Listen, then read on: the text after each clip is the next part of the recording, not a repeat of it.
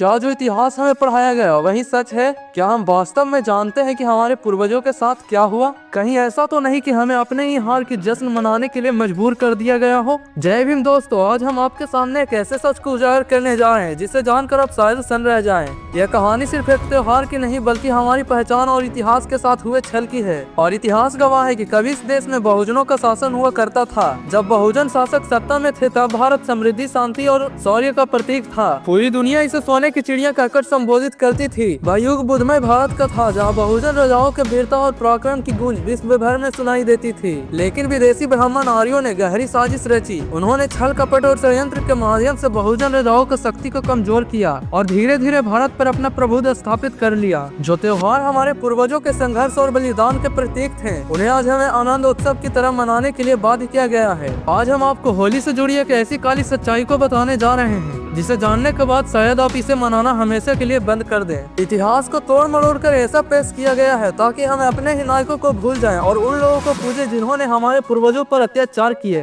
चंद्रशेखर आजाद ने भी होली पर एक महत्वपूर्ण बयान दिया था जो मनुवादी पखंड को उजागर करता हो। आर्यों का आगमन एक षड्यंत्र की शुरुआत। ईसा पूर्व यूरेशिया में एक क्रूर जाति पाई जाती थी जिसे आर्य कहा जाता था। ऐतिहासिक और डीएनए शोध बताते हैं कि आर्य मूल रूप से यूरोप और एशिया के बीच बसे क्षेत्र से आए थे। ये आर्य शांति या ज्ञान के लिए नहीं बल्कि हिंसा, लूट और विनाश के प्रवृत्ति के कारण पहुंचे थे। इनके कारण यूरेशिया में अराजकता फैल गई जिससे वहां के स्थानीय शासकों ने इन्हें देश से निकाला दे दिया। निष्कासन के दौरान आर्य पुरुषों को अकेले भेजा जबकि उनकी स्त्रियां और बच्चे वहीं रह गए। भारत में आकर इन आर्यों ने छल कपट और षड्यंत्रों के सहारा लेकर सत्ता हथियाने के लिए खेल शुरू कर दिया। उन्होंने न केवल मूल भारतीय संस्कृति को नष्ट किया बल्कि अपने ही आक्रमणकारियों को देवता बना दिया। आर्यों ने न केवल हमारी संस्कृति को नष्ट किया बल्कि हमारे अपने लोगों को ही असुर करार दिया। हिरण्यकश्यप और हिरण्याक्ष एक सत्य जिसे छिपा दिया गया। भारत पर आक्रमण के दौरान आर्यों का सामना एक शक्तिशाली राजा से हुआ जिसका नाम हिरण्यकश्यप था। उन्होंने आर्य संस्कृति के प्रभाव को अपने राज्य पर प्रवेश नहीं डालने दिया। जब युद्ध में आर्य हारने लगे तो उन्होंने छल और धोखे से हिरण्यकश्यप का हत्या कर दी। हिरण्यकश्यप के भाई हिरण्याक्ष ने आर्यों का सामना और उसके विरुद्ध वीरता से संघर्ष किया, लेकिन आर्यों ने एक और षड्यंत्र रचकर उन्हें भी मार डाला। होलिका की कहानी जो सरासर झूठ है। होलिका का बलिदान इतिहास को मोड़ने की साजिश थी। होलिका हिरण्यकश्यप की बहन एक वीर और निडर महिला थी।